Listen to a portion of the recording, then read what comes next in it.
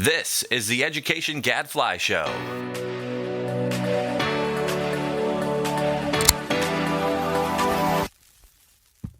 Welcome to the Education Gadfly Show. I'm Stephanie Disler, producer of the show. On today's episode, Toch, director of Future Ed, and Lynn Olson, former deputy director at the Bill and Melinda Gates Foundation, joined Mike and David to discuss Lynn's new paper, Quality Check, the new best way to measure school performance. Then, on the Research Minute, Amber shares a new study on the economic impact of universal pre-kindergarten programs, finding that UPK boosted workforce participation across 9 states and cities, and not just for parents. All this and more on the Education Gadfly Show, starting now. Hello, this is your host, Mike Petrilli of the Thomas B. Fordham Institute, here at the Education Gadfly Show and online at fordhaminstitute.org. And now, please join me in welcoming our special guests for this week, Toch, and Lynn Olson. Tom and Lynn, welcome to the show. Thanks. Very much. Yeah, let me give you a more proper introduction in a moment. First, let's bring in my co-host, David Griffith. Hey, Mike. Always a pleasure. And I'll say one last time, I won't say it ever again, David, but congratulations, David did get, you got, what do you call it? Hooded last week? Got hooded. That's right. Got hooded, which, no, that doesn't mean mugged. That means he is now officially has his PhD. So that's awesome. Congratulations, David. This was Thanks. one day after appearing before Congress, providing testimony on charter schools. So that was a big week. It was a big week. I'll just leave it at that. But congratulations. All right. Well, Lynn and Tom, it's great having you on the show. I should give you a more proper introduction. Tom is the director of Future Ed. Lynn is former deputy director at the Bill and Melinda Gates Foundation and author of a new report that we're going to talk about that comes from Future Ed, as well as the Keystone Policy Institute, my good friend Van Scholz, who runs that. And that new report is called Quality Check, the new best way to measure school performance. Now, listeners might recall that it was just a few weeks ago that we had Eric Roebelin on to talk about his great new article for Education Next. That was about school inspections. Eric, like the two of you, and like me, although I don't quite count because I was only an intern, Education Week alumni. So what is this? It's like the Education Week mafia taking over the Education Gadfly Show. It's a great place to learn about education and policy, that's for sure. Yes. Now, I was only there for 2 months in the summer of 1997, I believe, back in the old Van Ness office. Ron Wolk was in charge and was quite a character and just was tickled by the idea that somebody would work at Education Week and then go to work for Checker Finn. And it was really Ron that I owed my job to with Checker, because Checker sent out an email to everybody he knew saying he was looking for somebody. And Ron passed it on to my friend Craig Gerald, who passed it on to me, and the rest is history. So, no, a lot of great people have come through Ed Week over the years, and still some great people over there now. But okay, so let's get into it. Let's talk about this idea of how to evaluate schools. Let's do that on Ed Reform Update.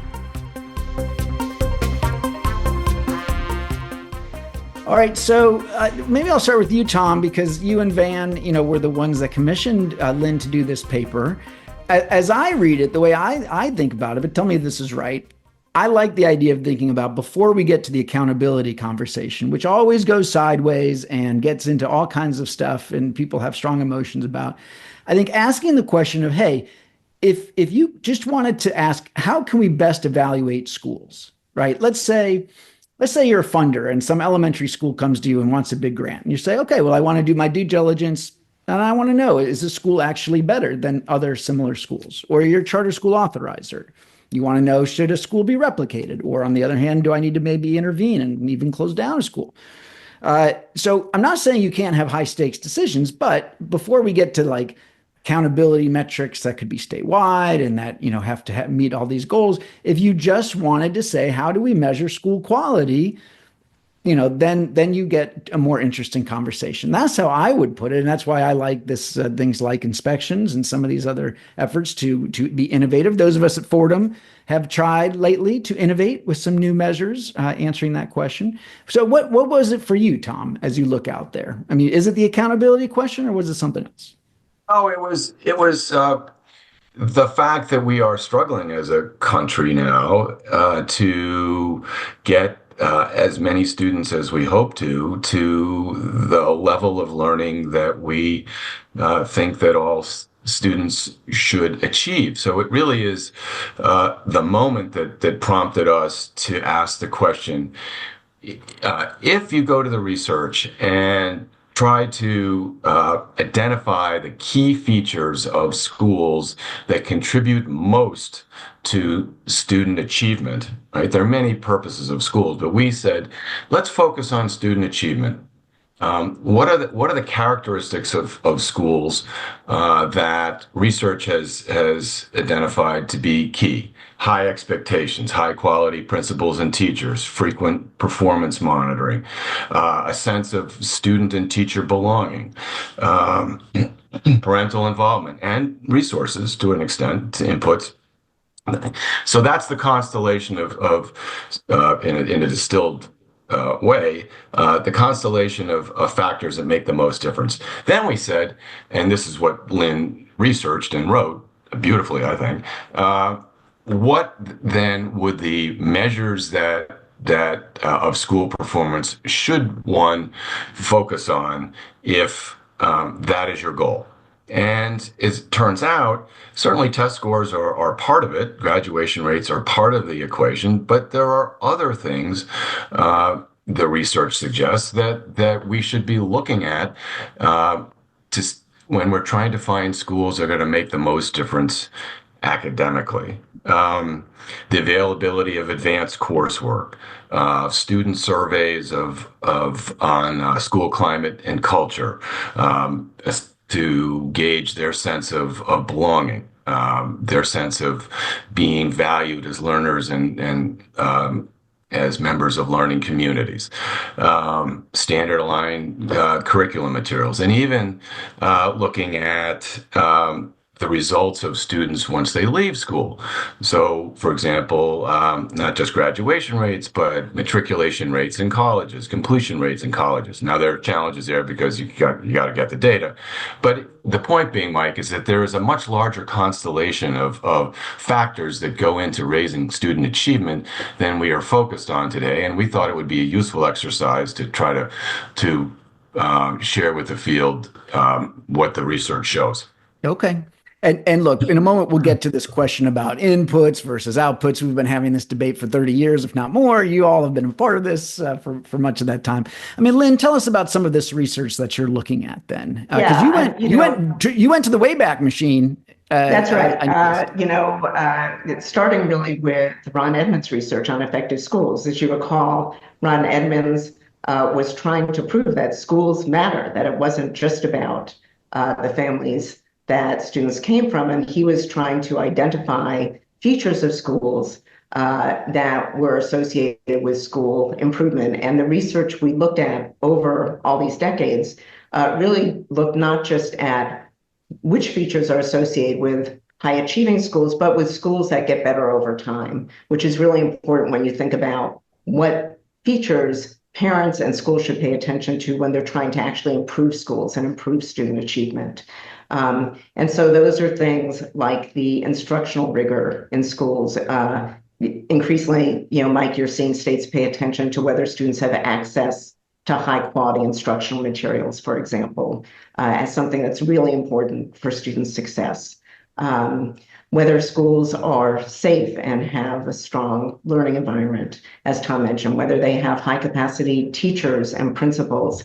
And we know that test scores are really just a proxy for the longer term outcomes that parents and others care about, like whether their kids are employable, whether they go to college, whether they get career training, participate in the military. So when we think about what matters for schools, we're not saying test scores don't matter. Of course they do. But what are the signals you want to send to people about the features of schools to pay attention to when we think about the overall quality of schools and what it takes to improve schools. Mm-hmm. Okay. And the improvement piece you really nailed and focused on here, which I think makes sense that, and again, if your focus is on improvement rather than, say, a high stakes decision. And look, there are some high stakes decisions out there. I mean, it feels like it's been a while since we've actually tried to close schools for low performance outside of the charter sector. But we know that there's a huge issue with under-enrollment. We are going to have to close schools. We've been arguing that, hey, all else being equal, if you've got two schools, similar facilities, serving similar groups of kids, one is strong and getting stronger, and the other is just mired in years of dysfunction, close the one that mired in years of dysfunction, right? But and the test score piece, I mean, my experience as a charter school authorizer is it is very unusual to go to a school that has both low achievement and, importantly, low growth. And then you go in there and you're like, God, this is weird because this school seems great. Like usually you go in and you're like, yeah, okay, I get it. This school is really struggling, right? And so, but that's the issue, right? Is like when we start talking about accountability, I feel like a lot of people want to say, like, come up with excuses for why we shouldn't shut down the bad school because, well, maybe it looks bad on test scores, but it looks great on all this other stuff. And I don't think that's what we're saying, Mike. I think, one thing I'm hoping that this report will help do is to help people think about the different purposes and types of accountability. So you're absolutely right that the big purpose we always think about when we hear the phrase accountability is you're going to monitor student achievement in order to figure out which schools you want to intervene in and potentially close or replace their staff. What we often think about is high stakes accountability. But accountability also means providing transparent information to parents and the public and helping them understand what features in schools matter so that they have trust in schools. It also means program evaluation. How do you know if the new reading materials you introduce to help kids learn early reading are working or not? Right? So you need different kinds of measures for that. And finally, as you noted, sort of measures to help with school improvement, because just knowing a school has low test scores doesn't help you understand what they should really focus on to get better. So part of what we need to do is to figure out which measures can potentially be used for which purposes and which can't. And we took a stab at that in this report because clearly there are a lot of measures you can use to provide greater transparency and understanding for parents, including when they have to choose schools, to provide more information for school improvement. We're not saying all those measures should be used for higher stakes accountability. And that's, I think, of course, where we always get into debates about what else besides test scores could or should be used, right, for those sorts of decisions. Things like longer term outcomes like college going and completion rates. And we're cautious in the report about some of those other measures because I'm sure of some of the concerns that you and I will get to. Yeah, no, and that's when you look at it at the end of the day, you're like, yeah, I mean, in terms of the ones that you say we should definitely include, they're not so different from what states are including in their ESSA measures, right? For this reason, that it is hard to do it statewide, valid. You don't want to mess up the surveys, for example, by putting too much pressure on them. I noticed that you do mention teacher evaluation as something that would be great to have. Fortunately, that's not something we have in most places anymore. People will look at some of this stuff, and the one complaint you hear is that we're talking about school quality, but a lot of this stuff is not under the control of a typical district school, right? The curriculum, the way that, kids have access to advanced courses or not, the quality of the teaching staff even. I mean, a lot of this stuff is about districts, right? I mean, how do you think about, I mean, it's different in the charter sector. I mean, again, where they have the report actually identified a couple of big gaps, I think, in how we think about these measures. And one of them, which you note, is that we are not paying as much attention to district accountability and to what the commitment is of districts to provide schools with some of the resources that they need in order to be successful, right? Access to instructional materials, how schools decide about teacher hiring and placement, things like that. So I totally agree that some of these measures not only provide insight into whether a school is successful, but the things that districts really should be obligated to help provide to schools on a more equitable basis so that all students can succeed. The other big gaps were that despite the flurry of measures out there, most systems aren't really using all these results to help schools improve. Reports from Education Trust and the Government Accountability Office have found that is sort of the weak link. It's great to rank and rate schools, but if you aren't really providing them help to get better, that is a big missing piece. And finally, as many other people have reported, the way we report any of this information to parents is often not transparent. It's not understandable. I think providing richer, better information to parents to help them understand these features can really help build some parent trust in schools so that they get additional signals beyond test scores, which parents care about, but that's not all they care about when they're thinking about what's a good school. Yeah, David knows I've been obsessed lately with teacher salaries and this notion that we've just got to figure out a way to get dramatically higher salaries for teachers in high poverty schools. And that could be, you could put at least the school's average teacher salary on there and compare it to the district, compare it to the metro area, point out to parents should be mad if the teachers in their schools are being underpaid, which we suspect is the case in lots of high poverty places. David, Dr. Griffith, any questions from you? Won't stop. Well,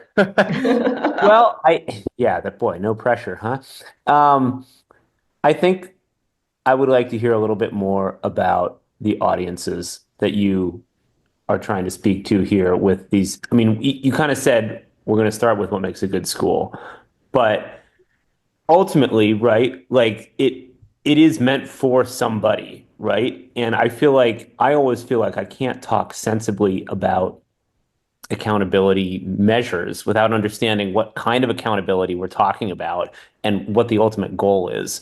So, I mean, do you see all of these things as being relevant to parents and policymakers and sort of educators themselves who are trying to hold themselves accountable?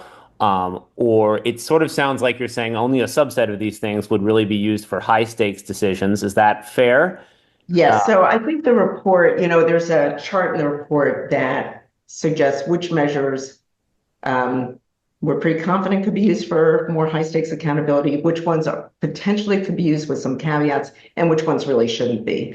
So in part, this is guidance for states and districts who at this point are thinking about the types of information they track, what they put on school report cards, and what they use for high stakes accountability versus improvement versus transparency to the public, right? So, for each of those purposes.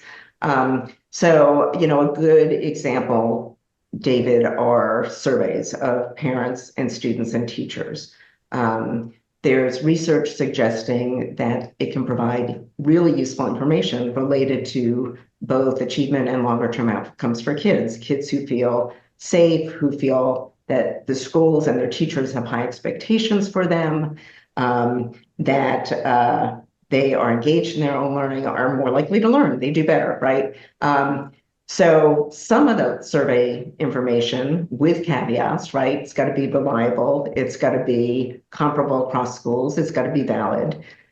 Might be included in accountability if you're looking at things like not just is there chronic absenteeism in the school, but do students and parents report and teachers that this school feels like a safe place to be, that there's not bullying.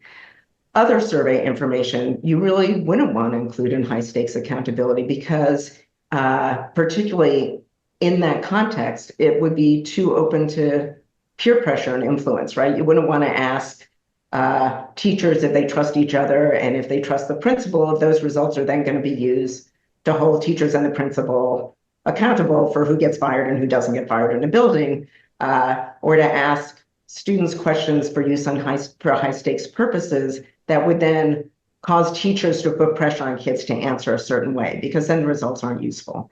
And that's why I think you see a lot of places using survey results more for improvement than for high stakes. But I do think it provides valuable information. And I think that we need to look at the different uses and the sort of cautions and caveats around it, but I think it's time to sort of also think about what are the different signals we send about what make for good schools, so that we're not stuck in a really narrow conversation about what matters in schools. Yeah, no, and that the signals piece, look, we're on board with that. And we came out with this study now several months ago looking at whether you could use grades in an innovative way, right? This is not because of grade inflation, this is not a way to use grades to judge the same school, but to ask, how do kids do when they graduate from an elementary school and move on to middle school? What are their grades like the first year of middle school? And likewise for middle schools, when kids graduate, go on to high school, what do the grades look like the first year of high school as a value added measure of the value the school is adding, and the same way that we now measure high schools based on how kids do at college or career, right? We also have a really important study out looking at chronic absenteeism, saying, hey, how can we do that on a value-added way? So in all cases, we don't want to get back to this problem we have with just looking at test scores, proficiency rates, where we know there's a huge correlation with students' demographics, right? And yet I do worry that some of these things, we're going to get into that problem again. I mean, access to advanced coursework. We're a huge fan of that at Fordham, as you know. But our view is not that everyone should be taking, say, algebra in the 8th grade, but that all kids who are ready to succeed in algebra in the 8th grade should be taking it. That is going to vary depending on how many kids are on track, and that is going to vary depending on, how far the kids came in behind when they first. So, I mean, any of these things, I just worry we've got to figure out a way to bring that value added basis to it. I mean, yeah, is that fair to you guys, or? Yeah, I mean, that's why we really tried to focus on features that characterize schools that are achieving growth over time, right? Things that really seem to matter in helping schools with the students they have get from one place to another. So you think about the studies that the consortium on Chicago School Research has done, and the features of schools that improved rapidly during a period of school reform versus those that were sort of dead in the water or even went backwards, right? And they found features that mattered for schools that really helped them improve student achievement. And one of my hopes in this report is that we don't want this sort of kitchen sink approach to indicators, which I think often you look at sort of, report cards and state report cards, and, particularly under the current federal law, and it looks like people have thrown in everything but the kitchen sink. We really want to help schools and parents and policymakers focus on those features of schools that really seem to matter for student learning, not just as sort of indicators in themselves. All right, Tom, last word. Thanks, Dave. Quickly to your good question about audiences. That part of our challenge in this sort of conversation generally in the country around accountability standards and the like is that educators, policymakers at the local, state and local levels respond to what is most imperative to them. In this case, it's the features of federally mandated accountability systems. What we're trying to, which focuses on test scores mostly and graduation rates to an extent, and a few other so-called fifth indicators. But what we're trying to do in this report is to suggest that there is another sort of constellation of strategies that can be used, as Lynn has said thoughtfully, to improve schools, right? And the tension is we're trying to get audiences, policymakers, and practitioners to focus on the improvement side of the equation and not just on the accountability side, which, as Lynn has said, sort of narrows their focus to test scores. And it's a little bit ironic because if the research suggests if you focus on these other factors that we've been talking about, you actually will raise test scores. Okay, well, that's that, and that is the goal here. We want to raise test scores and narrow. And hopefully long-term outcomes for kids, which is what we really care about. Well, right. No, that's right. But to the degree that, look, I mean, I would argue test scores going up is good in itself. And yes, it is also then related to other long-term things that we care about. All right. Well, we could talk about this even longer. I mean, we've been talking about it for decades, so this is to be continued. But this is a really great contribution. I've learned so much from you over the years, both of you, Lynn and Tom. So thank you again, Lynn Olson, Tom Toch. You should check out Lynn's new report. We'll make sure it is in the show notes. Again, Quality Check, the new best way to measure school performance, and especially this infographic, which is great, the new metrics for measuring school quality, which we'll link to as well. Hey, Lynn, Tom, thanks so much for coming on the show. Thanks. Thanks, Mike. Thanks, David. All right. Now it's time for everyone's favorite, Amber's Research Minute.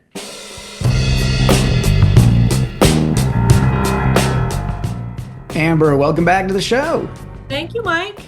So our listeners should know I'm not going to get to say that now for a while. Why don't you share your big news? Oh my gosh, I'm super excited. I have been asked to join the Trump administration and be a senior advisor to Secretary McMahon while we come up with a plan to redesign IES. So just super excited that there's actually real enthusiasm and commitment over at the department to rebuild this agency that has been decimated.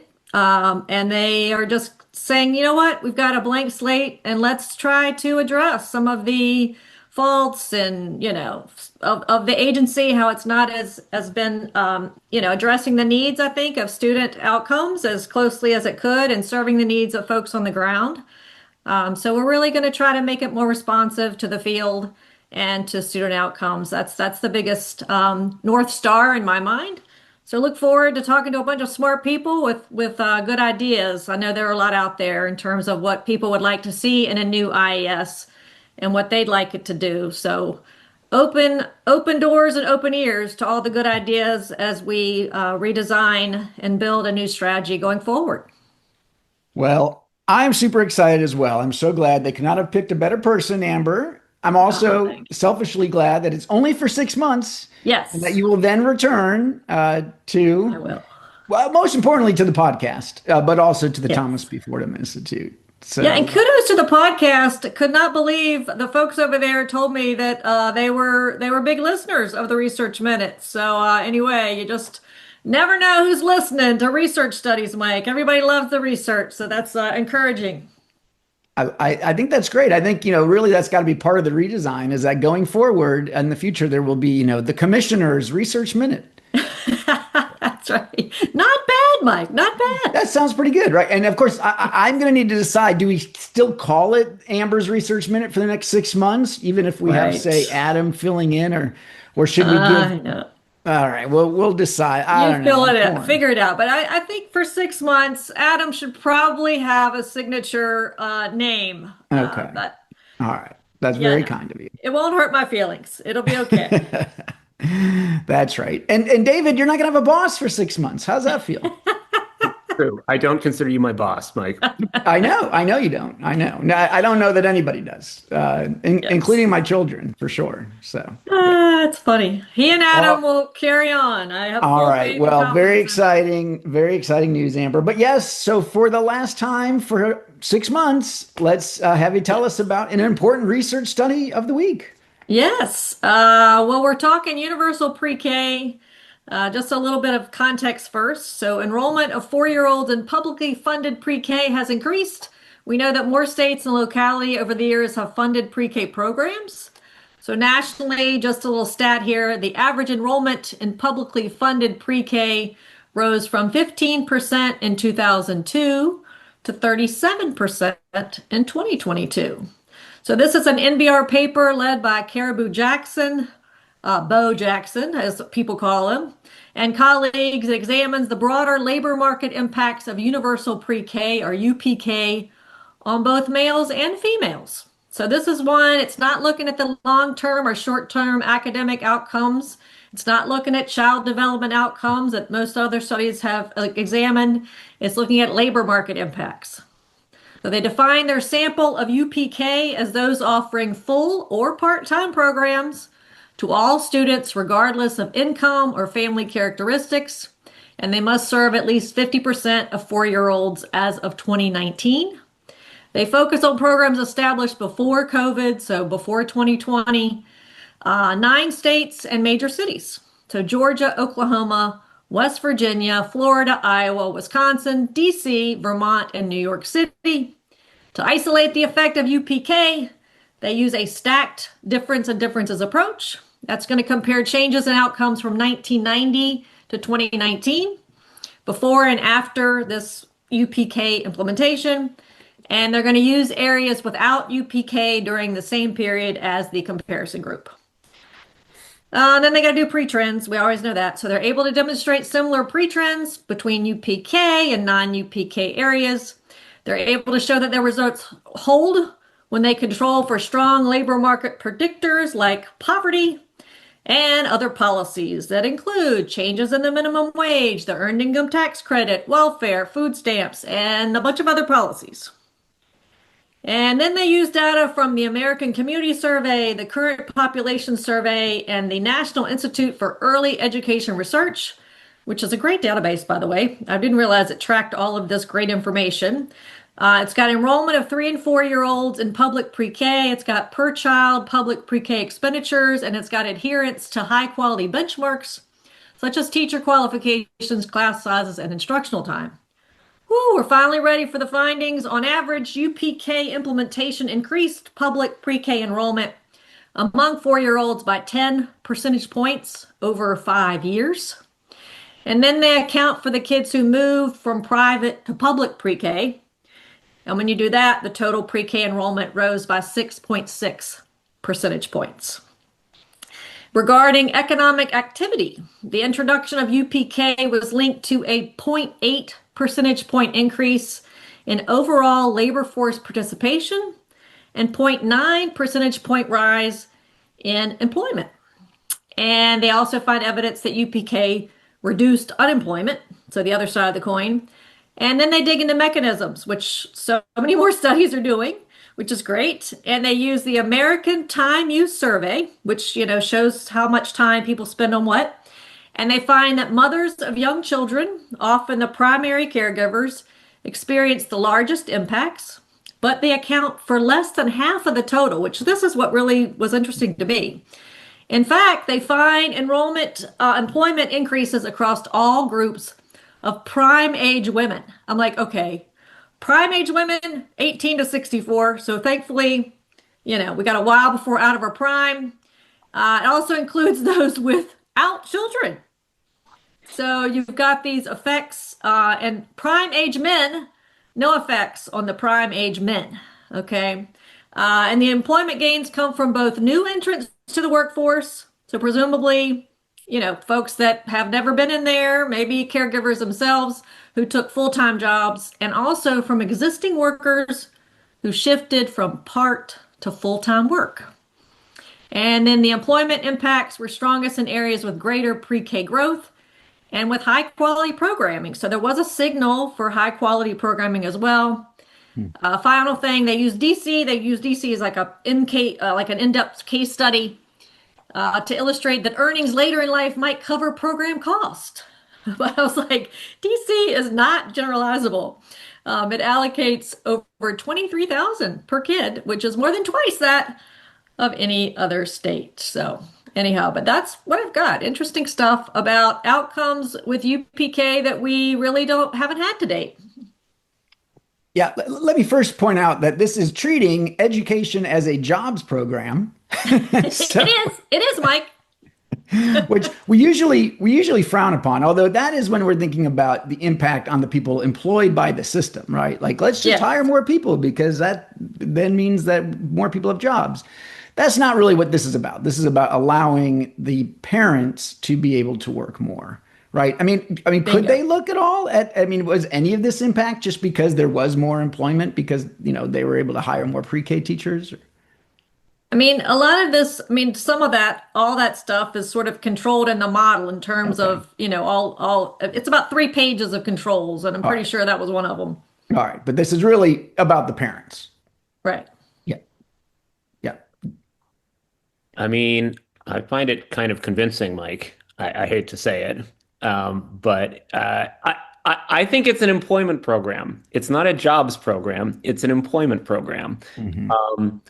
I did a fun little exercise when I knew that we were going to be talking about this study, and I asked my friend ChatGPT to construct a timeline of, basically the rollout of kindergarten, right? And it was interesting, right? It starts back in the 1800s, and then it gradually expands, and by the early 20th century, we're talking about major urban areas expanding it, and by halfway through the century, we're talking about essentially every state more or less trying to have kindergarten, not necessarily requiring it.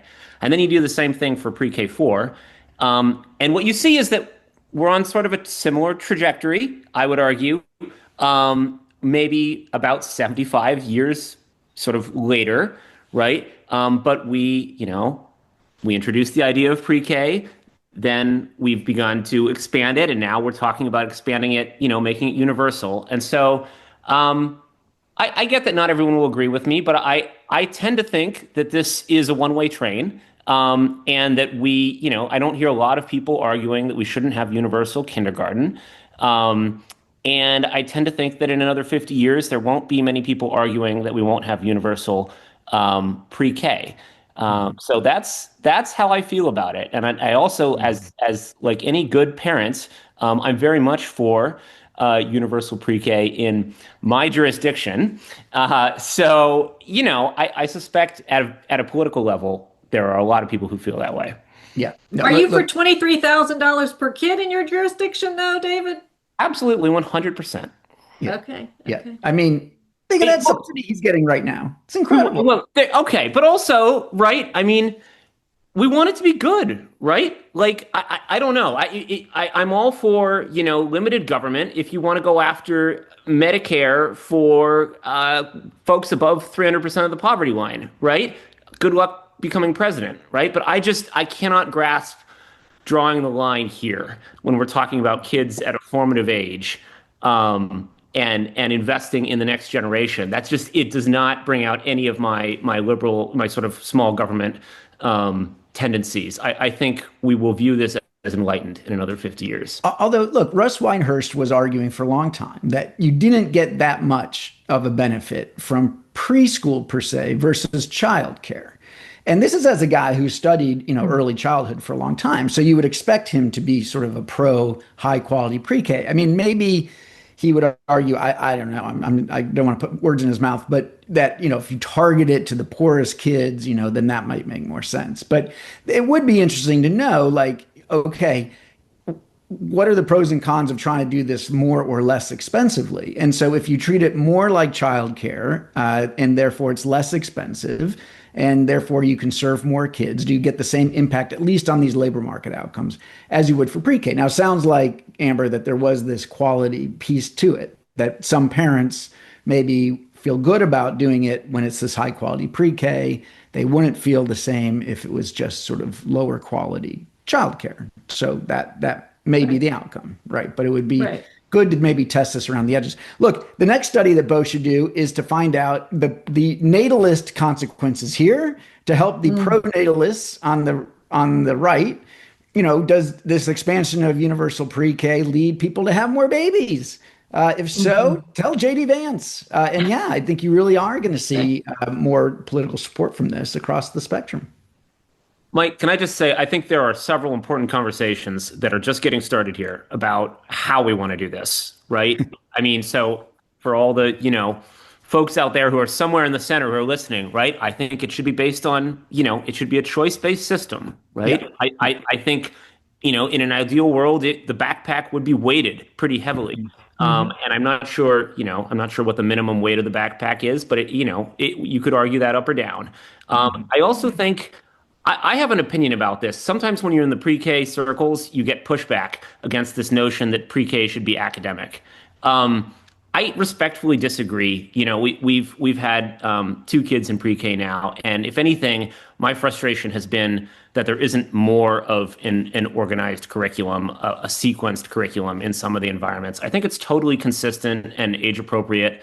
You can do colors one month, you can do, your eyes and your ears the next month. It doesn't have to be problem sets. It just has to be a plan, right?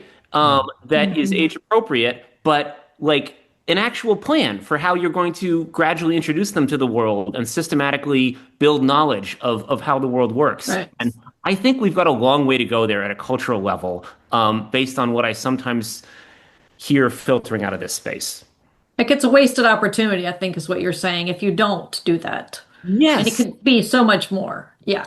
I might have a kid who's 5 now. He's still not in kindergarten, right? And the number of things that I see that he could potentially be learning about that are sort of considered beyond the pale by pre-K teachers is really frustrating to me. Kids are capable of so much, and I really think we're going to be having the same conversations about, pre-K readiness in 50 years that we're having about kindergarten readiness. Why not have those conversations sooner? Welcome to the gifted and talented wars, David. It's gifted and talented, Mike. It's everybody. Now, I know. Look, we baby our kids. There's no doubt. We baby our babies. This is the American thing. We have very low expectations for our young children.